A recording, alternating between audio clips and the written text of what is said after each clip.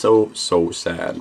It's so sad. Hello everyone, it's Tuesday, January 20th, 2009, and this is WFTL Bytes, your occasiodaily FOSS and Linux news show with your host, me, Marcel Gagné. Hello everyone!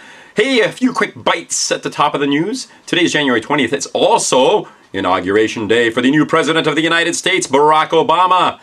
And there's a sub-story to that, which is kind of Linux related. It turns out that they're streaming the inauguration in Microsoft Silverlight. So Linux users who aren't using the mono-built Moonlight Silverlight equivalent on their desktops won't be able to watch it. Or will not have been able to watch it. They'll have to catch it later on YouTube, that sort of thing. Anyway, so of course that is raising the ire of people who are going, ooh, Novell is evil, ooh, I can't possibly run Moonlight Mono, and so forth. Another quick bite for you. 7 days from now, KDE 4.2 will be released to an impatiently waiting world. So the next release of the flagship desktop, the super cool KDE 4.2, will be available. And a little shout out to my friends over in Calgary who run the Calgary Linux Fest, aka the Calgary Open Source Software Festival, COSS Fest 2007, April 17th, 18th. Sign up for it. See guys, I did remember you. Hey, Linux Journal at the top. Justin Ryan has a story. You remember a few days ago we were talking about the US Army in Afghanistan. They got viruses on the military base which basically practically shut down the military base.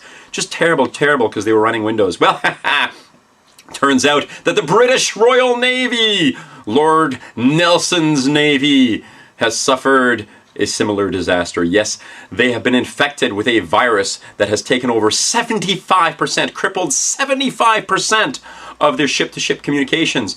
Sailors on board are having to use their iPhones and their Blackberries to call out.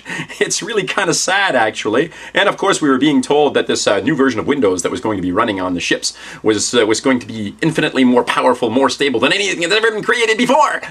And sadly, the Navy is down. Hey, little note out there, I suppose, to anybody who wants to attack either the U.S. Army or the British Navy. You just have the running Windows.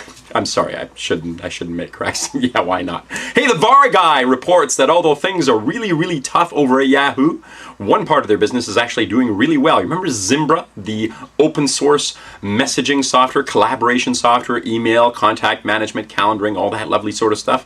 Well, anyway, Zimbra is doing gangbusters for Yahoo, as it turns out. 52% of their revenue comes from VARs, and if this is where you're getting your numbers, the number of VARs who are pushing Zimbra is increasing dramatically. In fact, the revenue generation is up 34% over last year, and there are 40% more VARs pushing Zimbra than there were last year. So this is a part of the business that's actually doing well. Zimbra, by the way, is a really cool collaboration client. You don't actually have to buy the product. There is an open source version for the people out there who might want to look at that as a means of replacing their other exchange-like servers. Yes, indeed. Computer World! Robert Mitchell has a story titled, and this is obviously titled to generate clicks, Enterprise Linux, not so fast! No, it's not a Windows to Linux sort of story. Actually, it's a Unix to Linux story.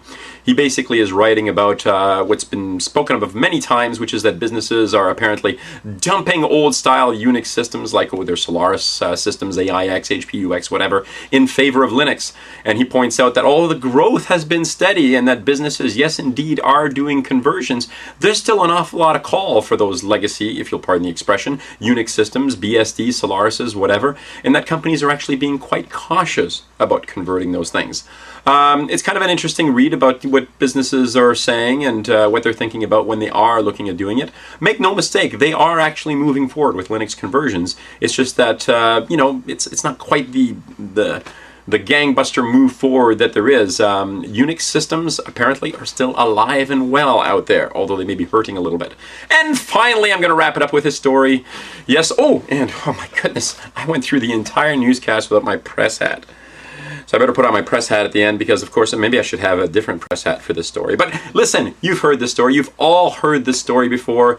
young woman signs up to go to college, needs a notebook computer, contacts Dell, buys it, turns out it's preloaded with Ubuntu. She doesn't know what to do because her Verizon CD has a setup.exe file. She clicks on it. It doesn't really do anything over in her Ubuntu system. She can't find Microsoft Word. It's got something called OpenOffice instead. So she contacts a local TV station, let's call it WKOW, channel 27, and they have a show called News Troubleshooter Series, in which somebody can call up and say, oh, I'm having these terrible problems and now I can't go to college and my entire future is in flames, all because Dell sold me a notebook that's running Ubuntu. Yes, you've all heard the story before. Well, as it turns out, it's actually a real story, and it is kind of sad, actually.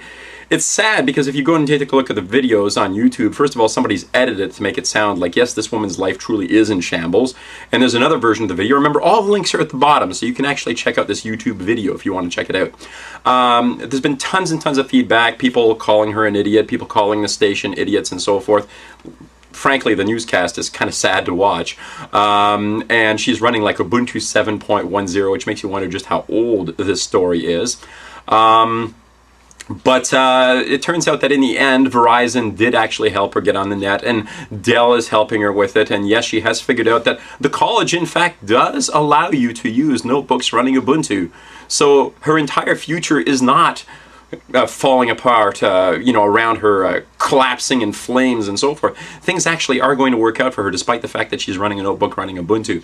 But it has generated such immense vitriol on both sides of the issue. And of course, like I said, it really is kind of sad to watch. In fact, it's downright pathetic. But you really should check it out. There are links to numerous sites that cover it, including the WKOW site. I really don't know how to follow this up with anything else, so this is where I'm going to wrap it up. I'm done. I'm going to have more coffee because I really need it. And bye. Can't believe I went so far without my press hat.